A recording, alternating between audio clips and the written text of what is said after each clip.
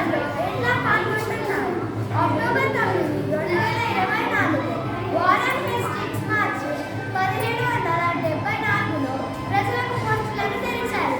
దీనికి ముందు తపాలా వ్యవస్థ యొక్క ముఖ్య ఉద్దేశం ఈస్ట్ ఇండియా కంపెనీ యొక్క వాణిజ్య ప్రయోజనాలకు సేవ చేయడం. పోస్టల్ ఇండెక్స్ నంబర్ వ్యవస్థను 15 ఆగస్టు 1972న భారత ప్రభుత్వ సమాచార ప్రసార మంత్రిత్వ శాఖలో అదనపు కార్యదర్శి శ్రీరామ్ పికాజీ వెలంకర్ ప్రవేశపెట్టారు. Postal index number pin code అనేది ఇండియా పోస్ట్ ఉపయోగించే 6 అంకెల పిన్ కోడ్.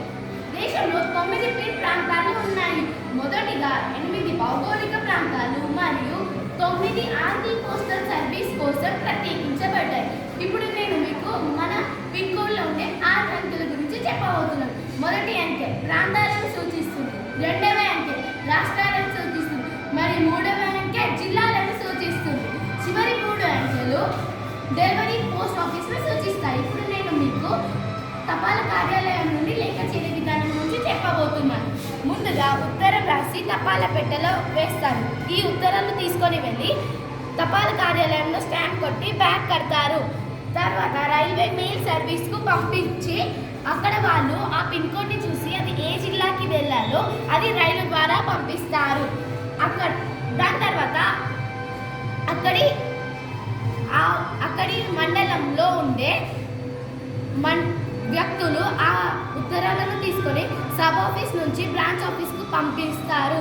అక్కడ ఉండే పోస్ట్ మ్యాన్ ఆ ఉత్తరాలను తీసుకొని ఎవరి చిరునామాకు వారి లేఖలు అందజేస్తారు. ఈ క్రియ కార్యకలాపం గురించి నేను ఒక ప్రాంతం నుండి మరొక ప్రాంతానికి లేఖ ఎలా చేరుతుందో అర్థం చేసుకున్నాను. ఇంకా లేఖ రాయడం కూడా నేర్చుకున్నాం.